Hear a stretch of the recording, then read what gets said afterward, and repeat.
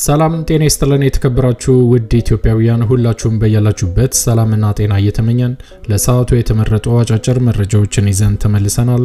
አዘጋጅና አቅራቢ ኤፍሬም ሳሙኤል ነኝ። እስከ ፍጻሜው አብረን እንቆይ።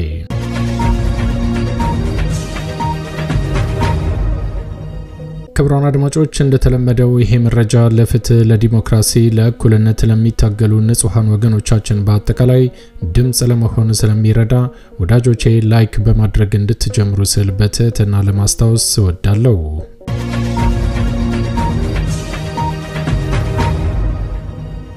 ክቡራን አድማጮች አሁን ይዤላችሁ የቀረብኩት መረጃ አጫጭር መረጃዎች ናቸው። የመጀመሪያው መረጃ በአማራ ክልል በተለያዩ ግንባሮች ላይ ተጠናክሮ የቀጠለው ዘመቻ አንድነት 23ኛ ቀን ዛሬም በተለያዩ ግንባሮች ላይ ተጧጥፎ እንደቀጠለ ከአማራ ፋኖ ያገኘነው መረጃ ይፋ አድርጓል። ሚያዝያ 2 2017 ዓ.ም በሸዋ በተለያዩ ግንባሮች ላይ በተጨማሪም በጎጃም በአርበኛ ፋኖ ዘመነ ካሴ የሚመራው የአማራ ፋኖ በጎጃም በተለያዩ ግንባሮች ላይ ከፍተኛ ትንቅንቅ እንዳደረገ የደረሰን መረጃ ይፋ አድርጓል።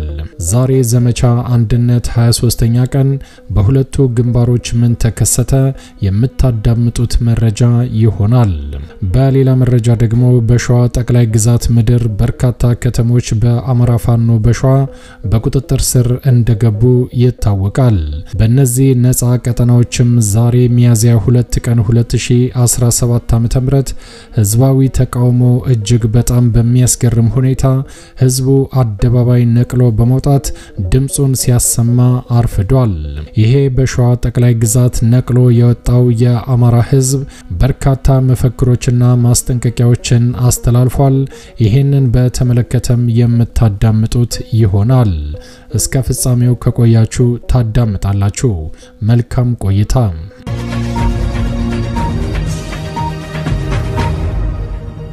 ክቡራን አድማጮች ቀዳሚ ወዳደረኩት መረጃ ሳልፍ በአማራ ክልል በተለያዩ ግንባሮች ላይ ዘመቻ አንድነት ለ23ኛ ቀን ዛሬ ሚያዝያ 2 2017 ዓ.ም ተጠናክሮ እንደቀጠለ ከአማራ ፋኖ የደረሰን መረጃ ይፋ አድርጓል። በዚህም መሰረት በሸዋ የሚንቀሳቀሰው የአማራ ፋኖ በሸዋ ከሰም ክፍለ ጦር በአብይ አህመድ ወታደሮች ምሽጋቸው ላይ ታሪክ እንደሰሩ በላኩት መግለጫ አረጋግጠዋል። የአማራ ፋኖ በሸዋ ከሰም ክፍለ ጦር የነበልባል ብርጌድ በሚንቀሳቀስባቸው ቀጠና ያገዛዙ 84ኛ ክፍለ ጦር እስካሁን 726 የግልና የቡድን የጦር መሳሪያ ለአማራ ፋኖ በሸዋ እንዳስረከበ አመራሩ በሰጠው መግለጫ ይፋ አድርጓል። በዚህ የደነገጠውና የተበሳጨው የአብይ አህመድ አገዛዝም በአዲስ መልክ ጦር እንዳዘመተም ይፋ አድርገዋል። አዲስ የመጣው የብርሃኑ ጁላ የጦር አመራርም በአንድ ወር የሄዱትን የጦር መሳሪያ በአጠቃላይ እመልሳለሁ በማለት እንደተንቀሳቀሰ በዚህም የሌሊት ኦፕሬሽን እንደጀመረ ይፋ አድርገዋል። ይሄም ህልሙ አልሳካ ያለው የአገዛዙ ወታደር ተጨማሪ 17 የጦር መሳሪያዎችን እስካሁን ባለው ውጊያ ለፋኖ ገቢ እንዳደረገም አረጋግጠዋል። አገዛዙ በርካታ ሙትና ቁስለኛ እየሸከፈ ወደ ከተማ መፈርጠጥም የቀን ተቀን መደበኛ ስራው አድርጎታል። በአዲሱ ዘዴው የሌሊት ኦፕሬሽን የሚያደርገውን የአገዛዙ በርካታ ወታደርን ተከትሎ ተናዳፊዎቹ የነበልባል ብርጌድ አዲስ አካሄድ መጀመራቸውን ይፋ አድርገዋል።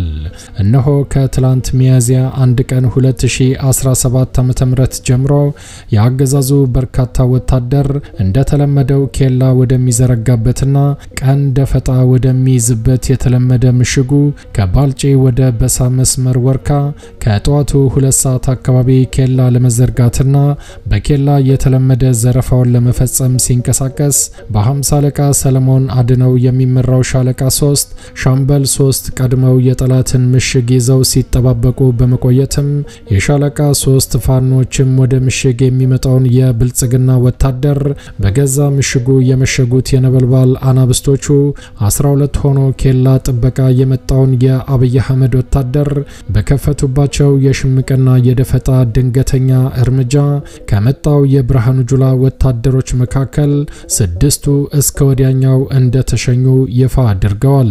በተመሳሳይ ከደፈጣ እርምጃ ያመለጠው የብርሃኑ ጁላ ወታደር እየፈረጠጠ ባልጪ ከተማ እንደገባም ገልጸዋል።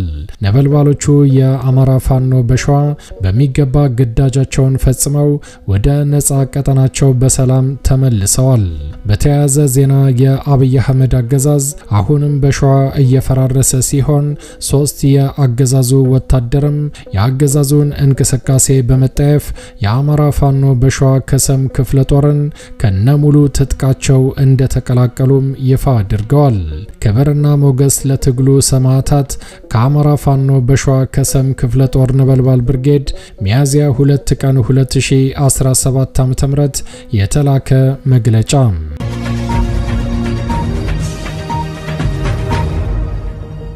ክቡራን አድማጮች ወደሚቀጥለው መረጃ ሳልፍ ደግሞ በጎጃም የሚንቀሳቀሰው በአርበኛ ፋኖ ዘመነ ካሴ የሚመራው የአማራ ፋኖ በጎጃም ዘመቻ አንድነት 23ኛ ቀን ተጠናክሮ እንደቀጠለ ይፋ አድርገዋል። ሚያዝያ 2 ቀን 2017 ዓ.ም የቀኝ ጌታ ዮፍታሄ ንጉሴ ክፍለ ጦር በሁለት ግንባር ሲፋለም እንደዋለም አረጋግጠዋል። በረሃኛው ጅበላ ሙተራ ብርጌድ የቦ ማርያምና አርጀና ላይ በደብረ ማርቆስ ማረሚያ ቤት አካባቢ ውጊያ ሲያደርግ አርፍዷል። በዚህ ጠንካራ አውደ ውጊያም 2 ፒካፕ የጠላት ወታደር ክፉኛ ሲመታ በተጨማሪም 1 ሚኒባስ ቁስለኛ ጭኖ እንደወሰደ ይፋ አድርገዋል። በተጨማሪም የአማራ ፋኖ በጎጃም በነበረው አውደ ውጊያ የተመቱ የአገዛዙ ወታደሮች አስከሬናቸው በየቦታው ወድቆ ስለነበር የአማራ ፋኖ በጎጃም ከህብረተሰቡ ጋር በመተባበር በክብር እንደቀበረም ይፋ አድርገዋል።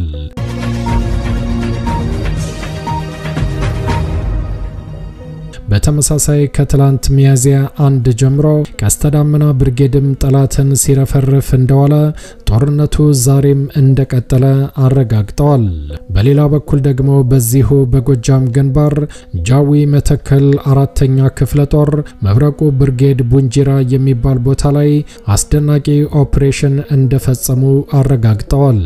የአማራ ፋኖ በጎጃም ህዝብ ግንኙነት ኃላፊ እንደገለጸው በዚህ መብረቃዊ ጥቃት የሞቱት የመከላከያ ሰራዊት አባላትም ቁጥራቸው ወደ 37 እንደደረሰና እስካሁንም በየጢሻው የወደቀ እንዳለ በሰጠው መግለጫ ይፋ አድርጓል። እንዲሁም 4 የመከላከያ ሰራዊት አባላት ከርተው ፋኖን ከነ ሙሉ ትጥቃቸው እንደተቀላቀሉም አሳይተዋል።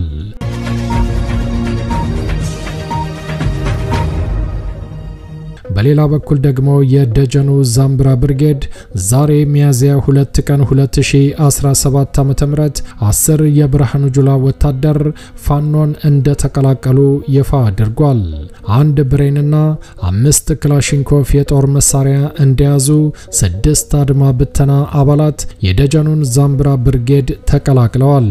በተመሳሳይ 4 መከላከያዎችም ጃዊ መተከል መብረቁ ብርጌድን እንደተቀላቀሉ ይፋ አድርገዋል። በጥቅሉ ከ10 በላይ የብርሃኑ ጁላ ወታደር የአማራ ፋኖ በጎጃምን እንደተቀላቀሉ አሳውቀዋል። ዘመቻ አንድነት ይቀጥላል። አዲስ ትውልድ፣ አዲስ አስተሳሰብ፣ አዲስ ተስፋ። ድል ለአማራ ፋኖ፣ ድል ለአማራ ህዝብ። ሚያዝያ 2 ቀን 2017 ዓ.ም ከአማራ ፋኖ በጎጃም የተሰጠ መግለጫ።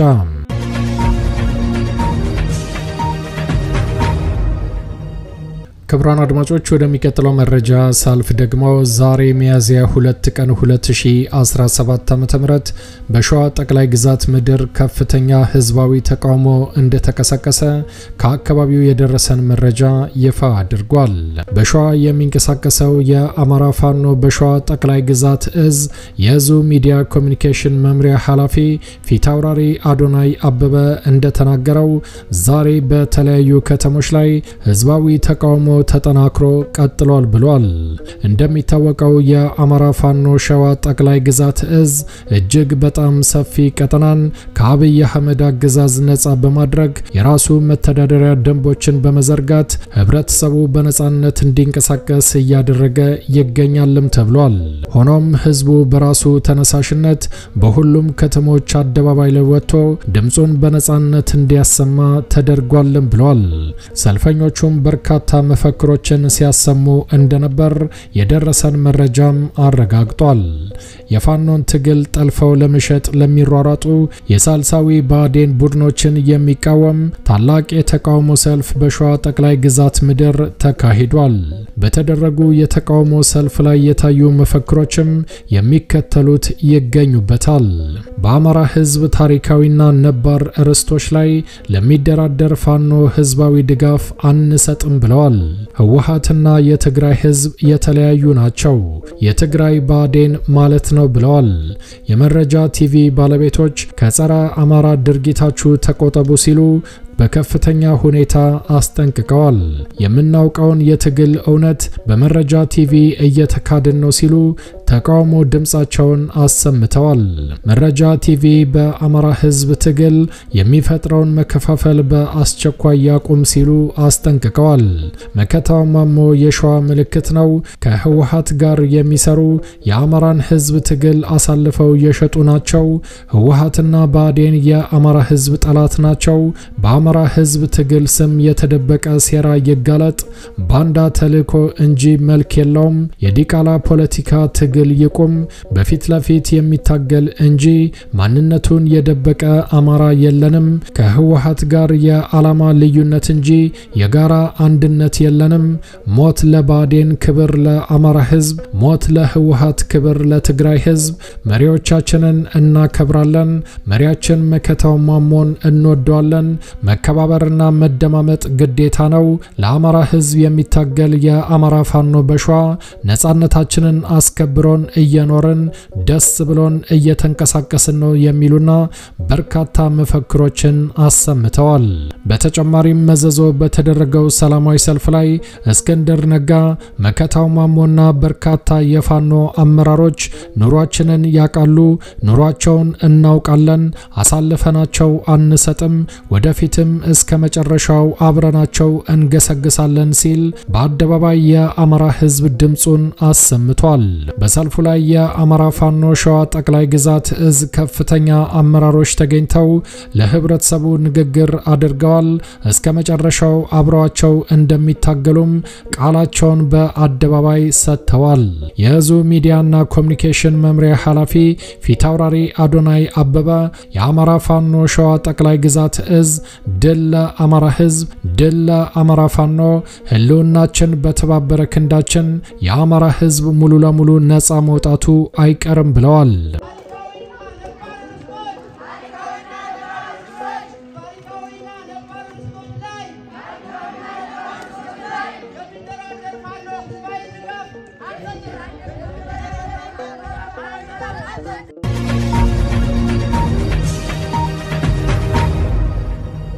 ክቡራን አድማጮች ለሰዓቱ ያዘጋጀነው አጫጭር መረጃ ይሄን ይመስል ነበር። እንደወትሮ ለማስታወስ እንወዳለን ለቻናሉ አዲስ ከሆናችሁ ሰብስክራይብ በማድረግ የደወል ምልክቷን በመጫን ፈጣንና ታማኝ መረጃዎችን መከታተል ይችላሉ። አዘጋጅና አቅራቢ ኤፍሬም ሳሙኤል ነበርኩ። በሌላ አጫጭር መረጃዎች እስከምንገናኝ ቸር ያሰማን። ኢትዮጵያ ለዘላለም ትኖር። ዘረኝነት ይውደም።